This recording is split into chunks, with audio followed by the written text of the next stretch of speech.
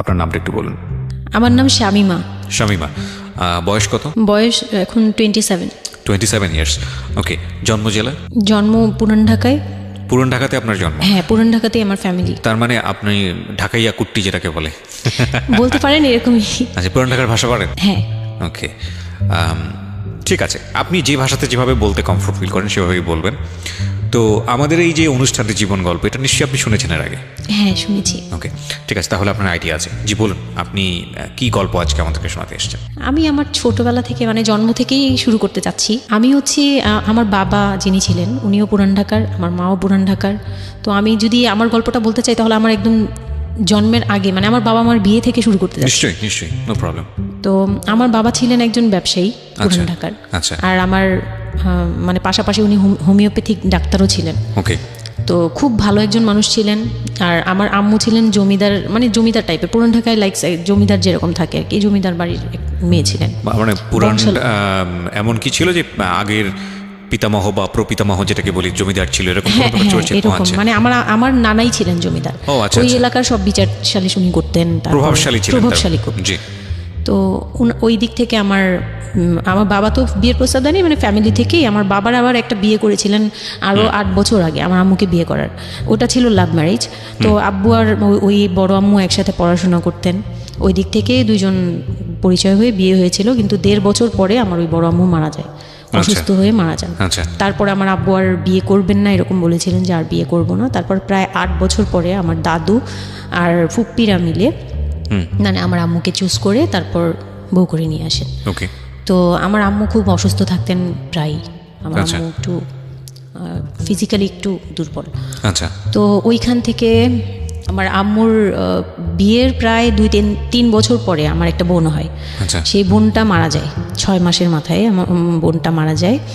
বোনটা মারা যাওয়ার পরে আমার আরেকটা কথা আমি এখানে ভুলে গেছি, যে আমার যে ফার্স্ট মা ছিলেন মানে বড় মা, আমার আব্বুর যে রিলেশন ছিল ওইখানে একটা মেয়ে হয়েছিল। ওই মেয়েটার প্রায় 6 মাসের মাথায় মানে পেট খারাপ করে অসুস্থ হয়ে মারা যায়। তো তার পরপরই আমার বড় মাও মারা যায়। তো ওইখানে হচ্ছে আমার ওই বাচ্চাটা ছিল মেয়ে বাচ্চা। হ্যাঁ, তো ওর পরে আমার আব্বু 8 বছর পর বিয়ে করে। তারপর আমার মার একটা মেয়ে হয়, ওই মেয়েটাও মানে ওই মেয়েটা হচ্ছে জন্মের সময় মারা যায়, আর ওই ফার্স্টেরটা হচ্ছে 6 মাস পর মারা যায়। আচ্ছা। তো এই মেয়েটা হচ্ছে জন্মের সময় মারা যায়। তারপর তার 5 বছর পর আমার ভাইয়া হয়, আমার ভাইয়া আসে। তারপর আমার আম্মুকে বলা হয়েছিল যে আপনার হয়তো অপারেশন করতে হবে, কারণ আপনি আর কনসেপ্ট করতে পারবেন না, খুব অসুস্থ ছিল আম্মু। 2টাই সিজার ছিল, তো ওই সময়টাতে আর কি সিজার বেশি করা যেত না, তাহলে রিস্ক মানে লাইফে একটা রিস্ক থাকে। তো ওই দিক থেকে আমার আম্মুকে বলা হয়েছিল যে আপনার হয়তো বা ইউট্রাসের অপারেশন করতে হবে। তো আমার আম্মু তখন বলেছিল যে না, আমার একটা মেয়ে দরকার, খুব অসুস্থ অবস্থায় বলেছিল আমার একটা মেয়ে দরকার, মানে আমার যদি একটা মেয়ে থাকতো খুব ভালো। হয়তো বা সৃষ্টিকর্তাই যাচ্ছিলেন যে একটা মেয়ে, মানে আমি যে আসবো এটা তো আর উনি জানতেন না, কিন্তু থাকে না যে অনেক সময় কিন্তু মিলে যায় এরকম। তো আমার আব্বু বলছিল যে মেয়ে হোক ছেলে হোক, আরেকটা হলে ভালো হয়। ওকে। তো ওইভাবে ট্রিটমেন্ট নিয়ে আমার প্রায় 2 বছর পরে আমি আমার আম্মুর মানে পেটে আসি। তারপর আমার জন্ম হওয়ার পরে আমরা ভালোই ছিলাম, আব্বুর বিজনেস ভালো ছিল। জি, কিসের বিজনেস ছিল? ওনার হচ্ছে ইলেকট্রিক পার্সের বিজনেস ছিল। তো ওখান থেকে আব্বুর মানে ভালো বিজনেস করতেন। পুরান ঢাকায় ছিলাম আমরা 4 জন, একটা ফ্ল্যাট নিয়েছিলাম। আব্বু বিজনেস করতো, আমি স্কুলে ভর্তি হলাম, ভাইয়া স্কুলে ভর্তি হলো। তো খুব ভালোভাবেই কাটছিল দিনকাল। তো একটা পর্যায়ে যে আমার যখন 10-11 বছর, তখন হচ্ছে আমার আব্বুর বিজনেসে একটু প্রবলেম হয়, একটু না ভালোই প্রবলেম হয়, মানে একজন খুব বড় ধরনের একটা লস সে ফেলে দেন। আচ্ছা। তো আমি এটা বলতে চাচ্ছি না। তো যাই হোক, খুব বড় একটা ট্র্যাজেডি, মানে আমার লাইফের সবচেয়ে বড় ধাক্কাটা আমি ওখানেই পাই, যে আমার আব্বু এরকম একটা পার্সন ছিল। আব্বু সবসময় বলতো যেটা, যে আমার এই মেয়েটা হচ্ছে, আমি দেখতে নাকি সেই প্রথম যে আব্বুর বেবিটা ছিল না, মেয়েটা যেটা 6 মাসের মাথায় মারা গেল, আব্বু তাকে খুব ভালোবাসতো। আমি নাকি দেখতে সেম ওরকম হয়েছি, শুধু আমি কালো, ওই মেয়েটা ফর্সা ছিল। তো তো আমি যখন জন্ম হই তখন আব্বু নাকি আমার ফেস দেখেই কান্না করে দেয় যে এটা আমার বড় বড় মেয়েটা যে ছিল তার মতো হয়েছে, তার মানে ও সেই মানে আব্বুর ধারণা ছিল যে সেই আসছে এরকম কিছু। তা আব্বু আমাকে অনেক আদর করতো, মানে অন্য অন্য বাবারাও আদর করে সব মেয়েদেরই, কিন্তু আব্বুর ভালোবাসাটা কেন জানি একদম ডিফারেন্ট ছিল, অনেক বেশি ভালোবাসতেন, অনেক বলার মতো না। সারাক্ষণ টেক কেয়ার, সারাক্ষণ, রাত নাই দিন নাই সব সময়।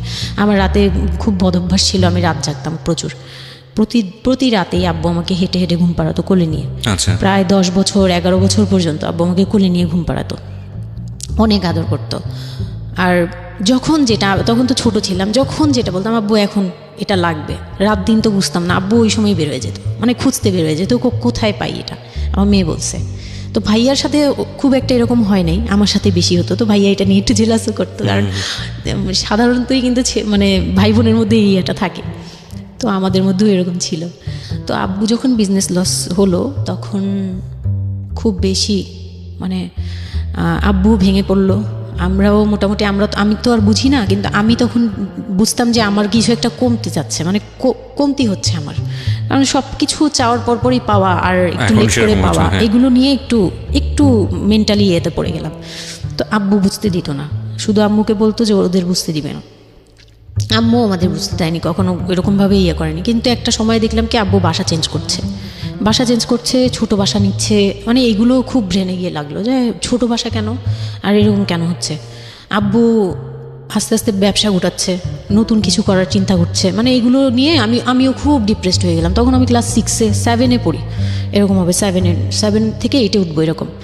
তো আব্বু সব কিছু গুটিয়ে চলে যাচ্ছিল ওনার এলাকায়, মানে দয়াগঞ্জের ওই সাইডে, মানে আমার দাদির এলাকা যে সাইডটা, ওই সাইডটাতে চলে যাচ্ছে, ওখানে চলে যাচ্ছে, বলছে আমি ওখানেই বিজনেস করবো, ওখানে একটু মানে রুম রেন্টও কম, আমি ওখানেই চলে যাব। আর আব্বুর যে ফ্ল্যাট একটা কিনেছিল, আব্বু এর মাঝখানে একটা ফ্ল্যাট কিনেছিল কিস্তিতে, তো ওইটাও সেল করে দেয়, সেল করে বিজনেসে ওইটাও ইনভেস্ট করে, এটা একটা বোকামি করে আমার আব্বু।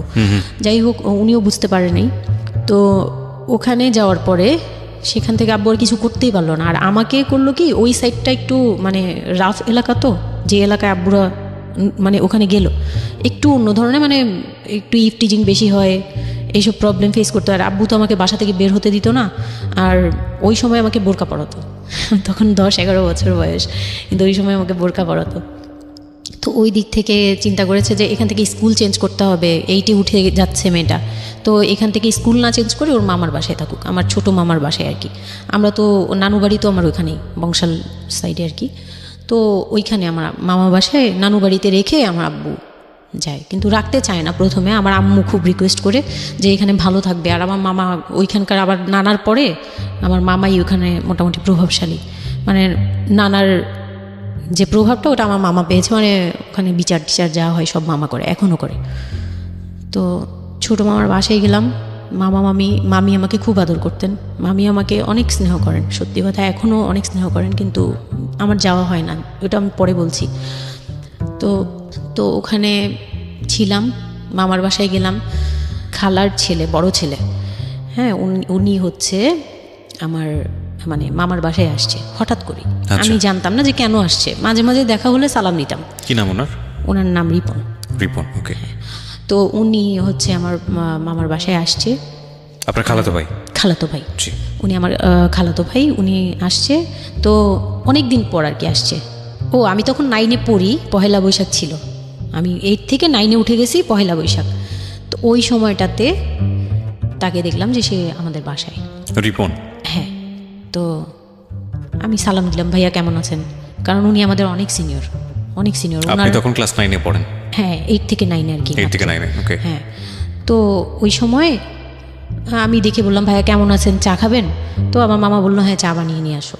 তো আমি গিয়ে পরে শুনি যে আমার মামাতো ভাই আমাকে বলতেছে যে আমার মামাতো ভাই আবার আমার একদম মানে আপন ভাইয়ের চেয়েও বেশি বলবো, কারণ ওর সাথে আমি সব কিছু, মানে ও আর আমি একসাথে বড় হয়েছি, কখনো মনে হয়নি যে এটা আমার মামাতো ভাই, নিজের ভাই মনে হতো। তো আমারে বলতেছে যে তুই তো এখন আন্টি হয়ে যাবি, মানে দুষ্টুমি করতেছে যে তুই তো এখন বড় ভাবি হয়ে যাবি, হ্যান তেন। আমি বলি কেন? বলে রিপন ভাই না তোরে বিয়ে করতে চায়। তো আমি খুব হেসে দিলাম, মানে আমি বলতেছি যে দুষ্টামি করতেছে, এরকম ভাবছিলাম যে মনে হয় ফান করছে। আমি ওর সাথে আবার কতক্ষণ চিল্লাচিল্লি, যায় উল্টাপাল্টা কথা বলিস কেন এই সেই। তো এইগুলা নিয়ে ওরা সবাই মিলে আমার সাথে বলতেছে, বলে কি এটা রিপন কেমন কথা বলো, উনি এই সেই। বয়সে কত বড় ছিল আপনার থেকে? আমার তখন 13 আর উনার তখন ধরেন 37।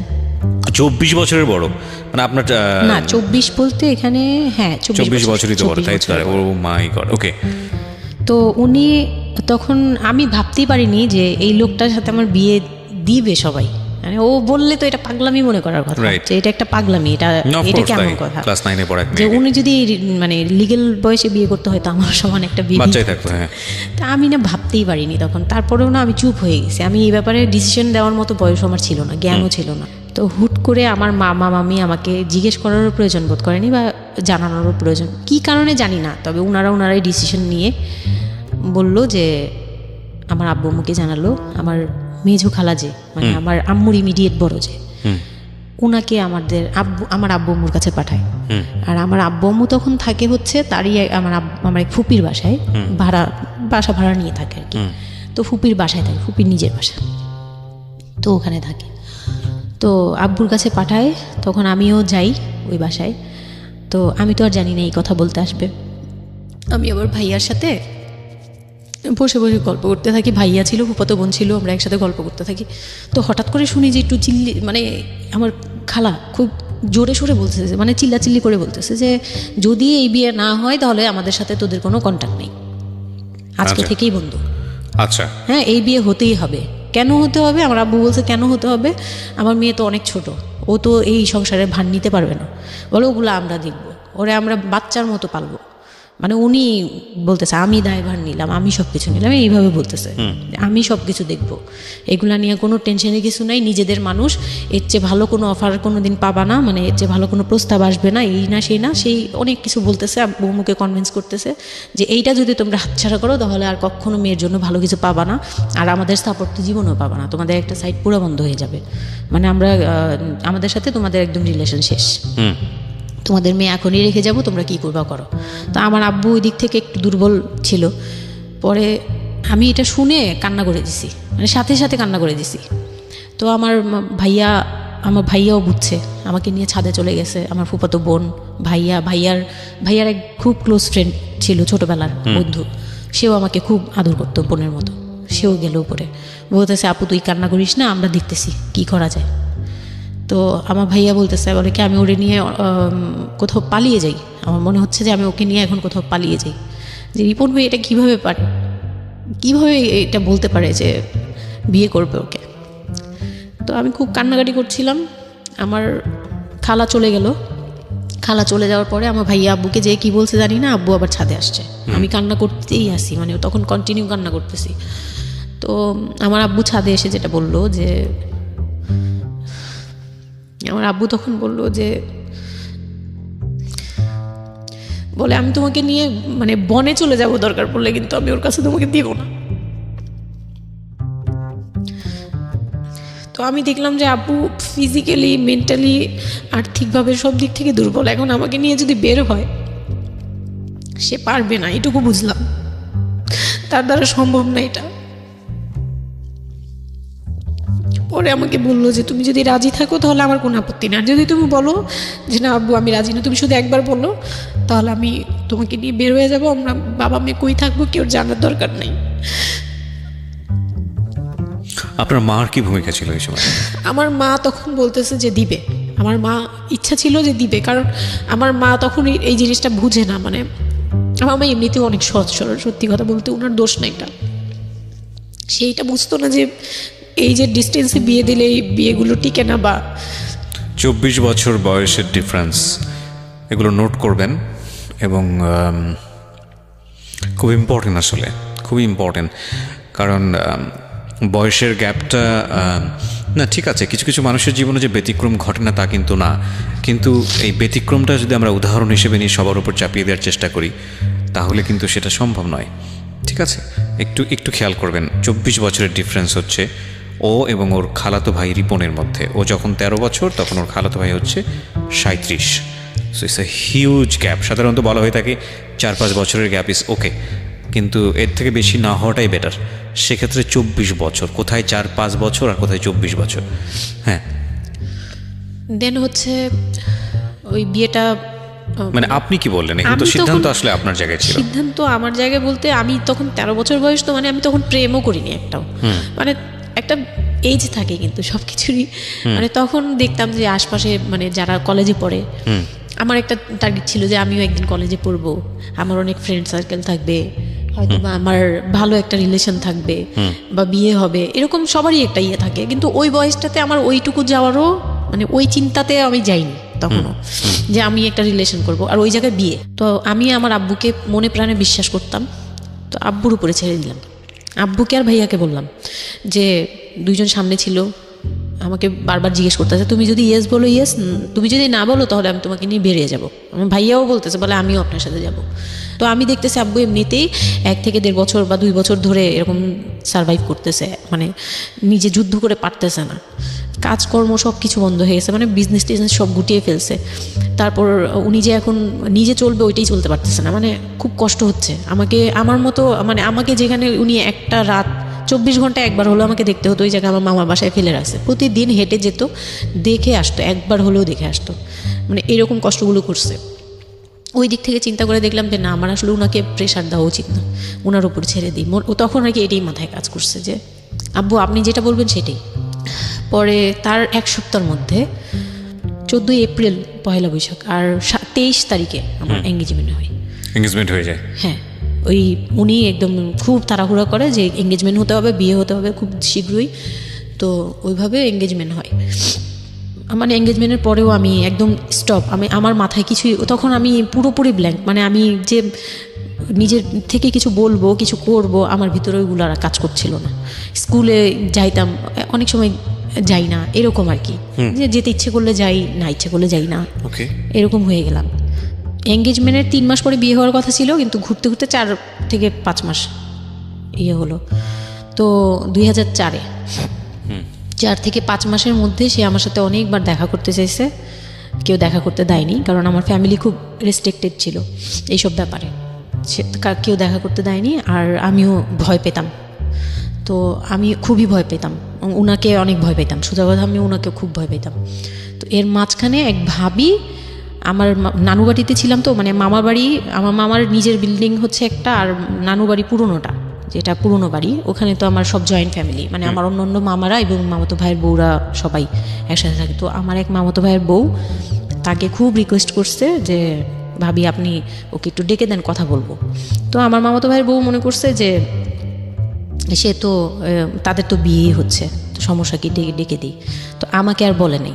প্রথম একবার আমাকে বলছিল যে দেখা করে দিবে, তখন আমি বলছি না আমি যাবো না, আমি দেখা করবো না, আমার খুব ভয় লাগতো। তখন আমার বিয়ের মনে হয় 1.5-2 মাস আগের কথা এটা। তো আমার মামাতো ভাইয়ের বউ আমাকে ডাকছে যে কিছু একটা বলে, মানে জামা বানানো বা সামহাও এরকম কিছু একটা, অনেক বছর আগে, তো ভুলেও গেছি যে কি একটা কারণে আমাকে ডাকছে সে। তো আমি গেলাম, একদম মনের অজান্তেই গেলাম। গিয়ে পরে রুমে গেছি, পরেই দেখি হইল মানে রিপন বসে আছে। তো বসে আছে দেখে না আমার একদম খুব একটা আঘাত লাগলো যে এই ভাবি আমাকে এইভাবে নিয়ে আসলো। আর ভাবি তো মজা করে, মানে ওনারও দোষ না, উনি ভাবতেছে যে নতুন বিয়ে হবে, ওদেরকে একসাথে করিয়ে এসে। তো উনি বললো কি আচ্ছা তোরা বস, আমি চা নিয়ে আসি, এরকম বলে উঠে গেল না, আমার আরও ভয় লেগে গেছে। আর তখন আমি গিয়ে দেখতে পারলাম যে ওই লোকটার আচরণ খুবই খারাপ। মানে আমার কাছে তখন মনে হয়েছে যে কেন মনে হলো এটা? কেন মনে হলো, হুট করে ভাবি যখন গেল, সে সাথে সাথে আমার পাশে এসে বসছে এবং আমাকে মানে খুব মানে নোংরাভাবে টাচ করতেছে। তখন আমার বয়স খুব ছোট, তো স্বাভাবিক না এটা আমার কাছে ভালো না লাগার কথাই, কারণ মানে কথা হয় আমি না। তাকে বড় ভাই জানি। এক্স্যাক্টলি, মানে কয়দিন আগেও তো সালাম কালাম দিয়ে দূরে থেকে কথাবার্তা হ্যাঁ, বললাম। বড় ভাইয়া বলতাম, সবাই মানে তাকে বড় ভাইয়াটাকে, আমিও বড় ভাইয়া ডাকতাম ওই ইয়ে থেকে। আর সেই লোকটা এসে আমাকে মানে খুব অপ্রীতিকরভাবে জড়িয়ে ধরতেছে, তারপর জড়াজড়ি করতেছে, মানে খুব ঘেন্না লেগে গেল। আমি খুব জোরাজোরি করে আমি বললাম আমি এখন চিল্লাচিল্লি করবো, মানে তখন আমার খুব খারাপ লাগতেছিল, তখন বললাম আমি চিল্লাচিল্লি করবো বলে আমি একটু জোরে বলছি, পরে উনি আমাকে ছেড়ে দিয়েছে। আমি এমন দূর দিয়েছি একবারে সরাসরি মানে মামার বাসায় চলে গেছে, আর আসিনি। আর ওখানে গিয়ে অনেক কান্নাকাটি করছে যে এখন তো নাও করা যাবে না, আর এই লোকটা এরকম কেন, এই লোকটা তো তাহলে বিয়ের পরে, মানে আমার একটা ভয় ঢুকিয়ে গেছে যে এই লোকটা তো তাহলে আমাকে না জানি কি করবে, এরকম একটা ভয় ঢুকিয়ে গেছে। তখন তো ছোট ছিলাম, জি, আর আমাদের ওই সময়টাতে তো এত মিডিয়া ছিল না যে আমরা এত কিছু বুঝবো যে এক্স্যাক্টলি মানে এক্স্যাক্টলি। এই আর কি।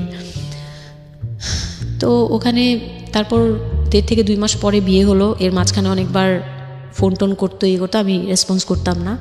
তো বিয়ে যেদিন হলো, বিয়ের রাতের কথাটা কি বলবো। নিশ্চয়ই আপনার যদি মনে হয় যে বিষয়টা সামাজিকতার জায়গাটা থেকে খুব সেন্সিটিভ, একটা মেয়ের মানসিকতার জায়গাটা থেকে, যেটা আসলে এটা আমার বলার মতো শক্তিও নাই। সত্যি কথা বলতে আমি এটাই আমার লাইফের সবচেয়ে বড় ট্র্যাজেডি, বিয়ের রাত। হয়তো আপনি খেয়াল করছেন কিনা জানি না, কিন্তু আপনি মাঝখানে বললেন যে আমি অ্যাফেয়ার করবো কিভাবে, আমার মন তো তখনই ভেঙে দিছে। আমার ভিতরে একটা ভয় কাজ করে।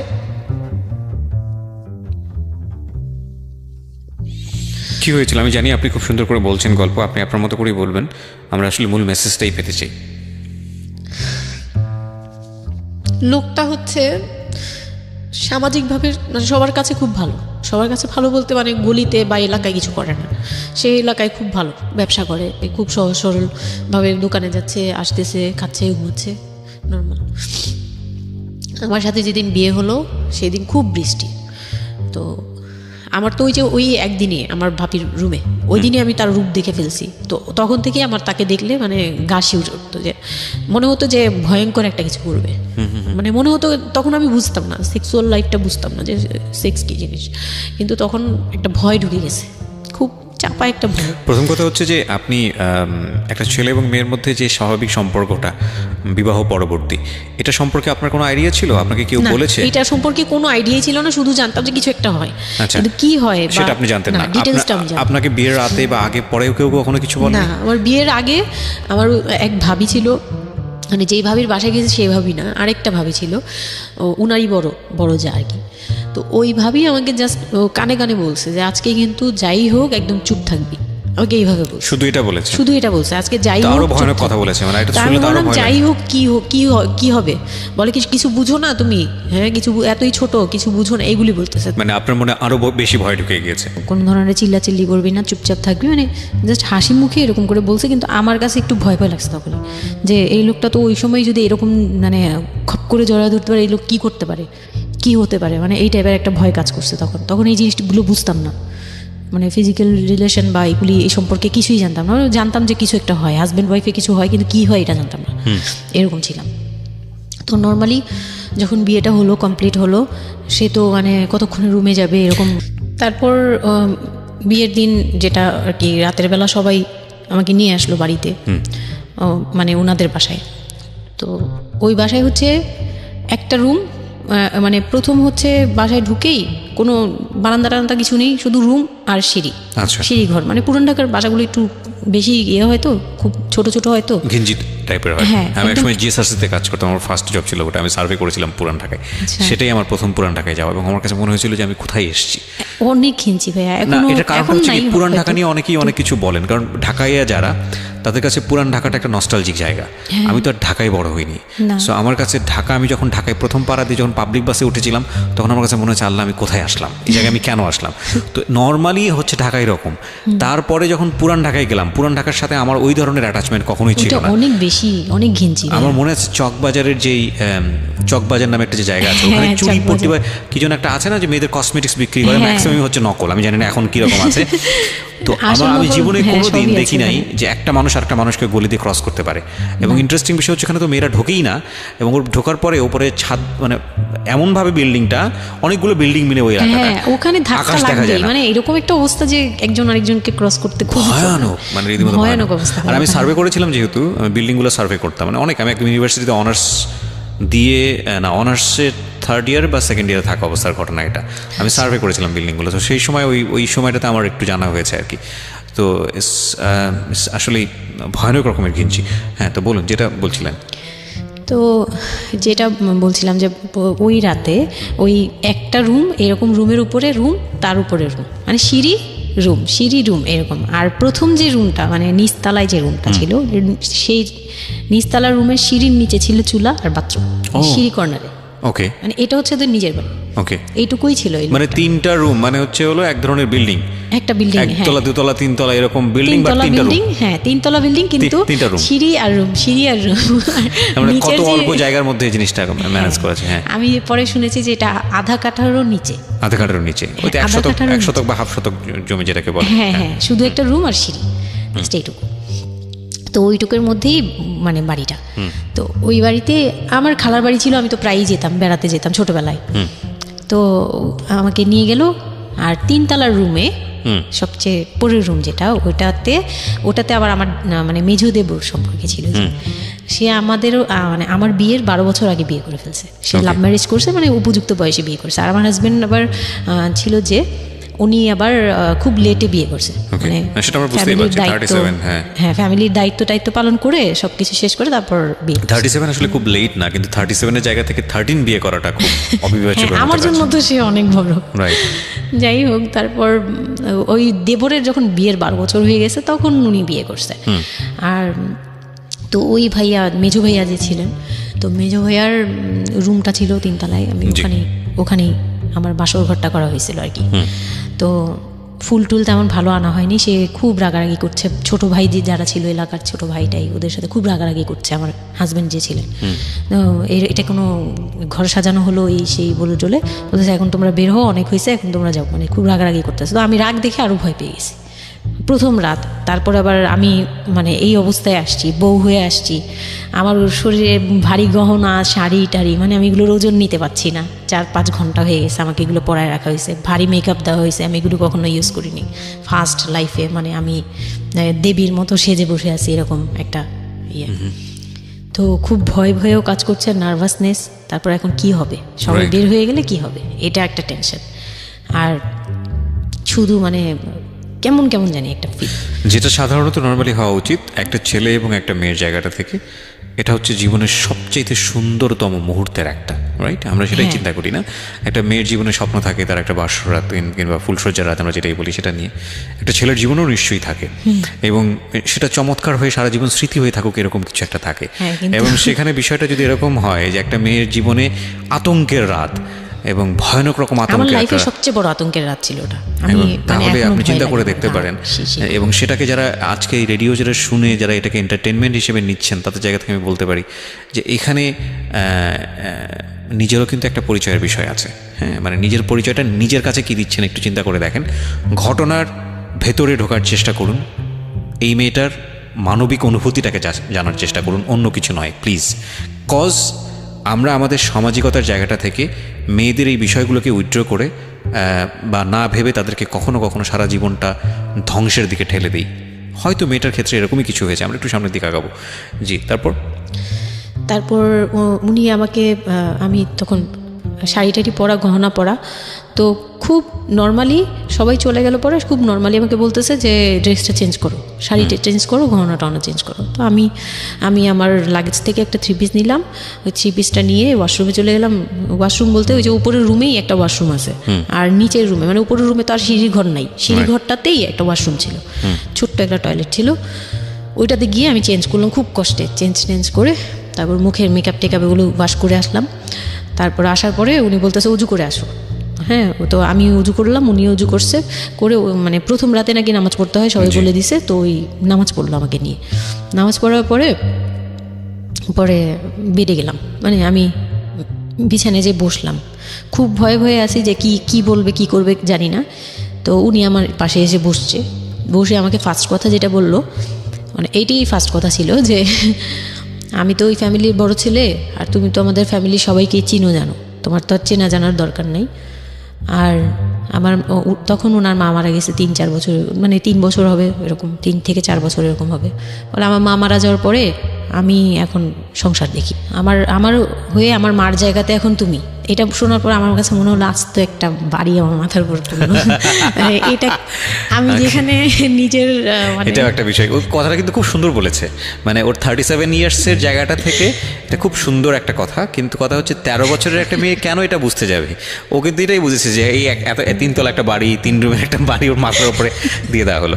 দেখুন, এই জিনিসটাই আমি আপনাদেরকে বোঝানোর চেষ্টা করছি যে আসলে সব কিছুর একটা বয়স থাকে। হ্যাঁ, এবং ছেলেটার জায়গা থেকে কিন্তু খুব সুন্দর নামাজ পড়েছে, বসছে, এখন পর্যন্ত আমাদের কাছে ভালোই লাগছে শুনতে। কিন্তু এটা আসলেই কেউ বুঝতে চাইবে? 13 বছরের মেয়েটাকে এই জিনিসটা বুঝতে চাইবে? এইটা বোঝাটা জরুরি ছিল। হ্যাঁ হ্যাঁ, তারপর উনি যেটা বলছে যে আমার ভাই বোন আছে, সবাই আমার ছোট, কিন্তু আমার তো প্রায় 10-12 বছরের বড়। ওনার যে 10-12 বছরের ছোট, সে আমার 12-13 বছরের বড়। মানে তাকে আমি ছোটবেলা থেকে এইভাবে দেখে অভ্যস্ত।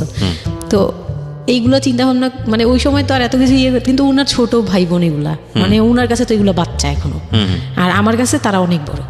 আমি তাদেরকে কি টেক কেয়ার করবো, তারা আমাকে করবে, মানে আমার এরকম একটা বিষয়টা তাই। হ্যাঁ, তো আমি চুপ হয়ে শুধু শুনছিলাম। ও আচ্ছা, ও আচ্ছা, মানে আমি কিছু বলার মতো ভাষাও পাচ্ছি না, বা আমি কি বলবো, আমার এখানে ডায়লগই কি ছিল, মানে আমি এরকম মনে হচ্ছে যে কেউ আমাকে একটা স্ক্রিপ্ট ধরায় দিত, আমি একটু দেখে আমাকে কেউ কিছু বলেও না, এই লোক কি বলতেছে। তো যাই হোক, এই কথাটার পরে মানে যখন উনি এটা বলার পরে বলতেছে যে তুমি, আমাদের একটা মানে রুলস আছে, বিয়ের পরে নাকি বাসর ঘরে নাকি কিছু দেয়, হাজব্যান্ড ওয়াইফকে কিছু দেয়, তারপর নাকি টাচ করে, এরকম কিছু একটা। তো আমাকে বলতেছে যে তোমার কি আমার উপর কোনো দাবি আছে, মানে এইগুলো আমি জানতাম না, এগুলো আমি অনেক পরে গিয়ে শুনছি।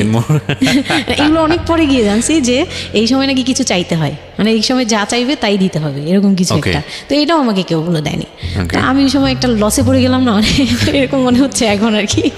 তো তখন আমাকে এটা কেউ বলে নাই। তো আমি বললাম যে না, আমি জানতাম না দাবি জিনিসটা কি। তো না বলার পরেই সে তো মানে আমার কাছে খুবই, মানে এই কথাগুলো বলতে আমি বলতে পারবো না। না ঠিক আছে, বলার দরকার নেই, আমরা জাস্ট সিচুয়েশনটা বুঝতে যাচ্ছি যে ওইটা আমার ফার্স্ট নাইট ছিল, আর আমি ওগুলা মানে ওই ফিজিক্যাল ব্যাপারগুলো আমি বুঝতাম না, ওই সময়টাতে বোঝার কথাও না, বুঝতামও না, একদমই বুঝতাম না যে এই হয়। তো যখন উনি শুরু করলো, শুরু থেকে শেষ পর্যন্ত মানে খুব অল্প সময়ের মধ্যে খুব অমানবিকভাবে, মানে এটা এখন বর্তমানে যদি আমি কল্পনা করতে যাই, তাহলে এটা একমাত্র পারে রেপিস্টরাই পারবে, এটা রেপ ছাড়া কিছু ছিল না। এখন বুঝি, ওই সময় বুঝতাম না। আর ওই সময় আমি এগুলো বুঝতাম না দেখে, আর আমাকে একটা কথা বলা হয়েছিল, আমার মাথায় একটা জিনিস কাজ করছিল, যে ভাবি বলছে যে এইখানে যা হবে এগুলো সবই ঠিক, হ্যাঁ এখানে যাই হোক, মানে ভেঙে বলেনি, বলছে তোর সাথে আজকে যা হবে এটি ঠিক, আর এটা মেনে নিতে হবে, আর এটা যদি না মেনে নিস তাহলে মানে এই ধরনের একটা বলছে যে এটা আজকের রাতের কোনো চিল্লাচিল্লি করা যাবে না। তো আমিও চুপ করে, আমার কাছে মনে হচ্ছিল কেউ আমাকে ছুরি দিয়ে আঘাত করতেছে, মানে মনে হচ্ছিল যে কেউ আমাকে ছুরি দিয়ে আঘাত করতেছে, আর আমি ব্লাড দিয়ে পুরো, মানে আমার শরীরে সব ব্লাড বের হয়ে যাচ্ছে, আমার এরকম মনে হচ্ছে যে আমার শরীর থেকে সব ব্লাড বের হয়ে যাচ্ছে, আমি মানে গরু কাটলে যেরকম ইয়ে করে না, আমি ওরকম কাঁপতেছি, কিন্তু সে তার কাজ করলো। আমি খুব অবাক হয়েছি যে আমি উঠে বসতে পারতেছিলাম না, সে আমাকে টান দিয়ে উঠে বসায় বলতেছে ওয়াশরুমে যাও। আমি ওয়াশরুমে কীভাবে গেছি আমি জানি না, আমি খুব ধরে খুব কষ্টে কাঁপতে ওয়াশরুমে গেলাম, ফ্রেশ হয়ে আসলাম। আসার পর আমি খুব কষ্টে, যে আমি যখন বিছানায় মানে ঘুমাতে যাব, তখন আবার মাই গুডনেস, এরকম করে সে সারা রাতে, মানে রাত 3টা থেকে সকাল 8টা পর্যন্ত 4 বার আমার সাথে এইরকম করলো। আমি আর সকালে উঠতে পারি না, মানে আমি উঠে বসতে পারি না। তারপর 2-3 দিন কি হয়েছে আমার মাথায় নেই, মানে আমি এখন আর এটা বলতে পারবো না, কারণ আমি পুরো সেন্সলেস ছিলাম, আর ওনারে দেখলেই আমার ভয় লাগতো। সে যতবার আসতেছে সামনে। 2-3 দিন আপনি সেন্সলেস অবস্থায় ছিলেন? আমি জানি, মানে আমি সেন্স ছিল, কিন্তু আমি এখন গল্পটা বলতে পারবো না যে এই 2-3 দিনে কি হয়েছে। আচ্ছা, এই 2-3 দিন আমার বৌভাত হয়েছে, আমাকে পার্লারে নিয়ে যাওয়া হয়েছে, কিন্তু আমি নিস্তব্ধ। আর তখন আমার মানে শারীরিক কন্ডিশন খুব খারাপ, কিন্তু সবাই বুঝতেছিল, কিন্তু কেউ বুঝতে দিচ্ছিল না আমাকে। মানে এভরিবডি অ্যাভয়েড দিস, মানে সবাই জিনিসটাকে অ্যাভয়েড করছে, তারা পার্টিটাকে এনজয় করছে। এটা শুধু আপনার ফ্যামিলির সমস্যা না, এটা আমাদের পুরো সমাজেরই সমস্যা, এটা সমাজটাই অ্যাভয়েড করে। এবং আমার মনে আছে, I face huge difficulty for the first time যখন আমি রেডিওতে এই ধরনের একটা, আমি নট আজকেই না প্রথম, আমি এটা আগে বিষয়গুলো খুব চ্যালেঞ্জ জায়গা থেকে আমি প্রচার করার চেষ্টা করেছিলাম।